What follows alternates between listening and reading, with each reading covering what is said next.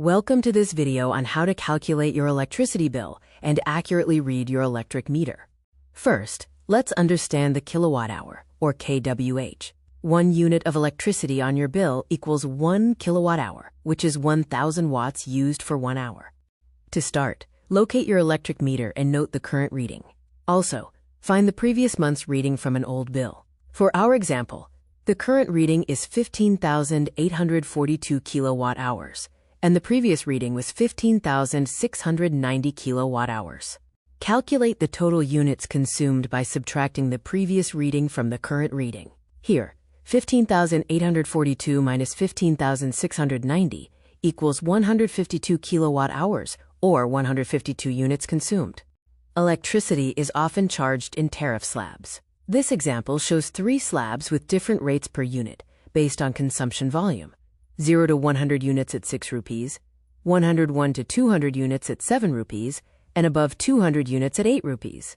Since our total consumption is 152 units, we fall into 2 slabs. The first 100 units are charged at 6 rupees per unit, totaling 600 rupees. The remaining 52 units are charged at the next slab rate of 7 rupees per unit, costing 364 rupees. The total energy charge is 964 rupees. Next, include any essential fixed charges. For our example, let's add a fixed charge of 100 rupees. This brings the subtotal to 1064 rupees. Finally, include government taxes and additional fees. For instance, an electricity duty of 5% of the subtotal and a fixed fuel adjustment charge are added to the running total. Adding all these components gives us the complete formula. The total bill, including the energy charge, fixed fees, taxes, and duties, totals approximately 1162 rupees.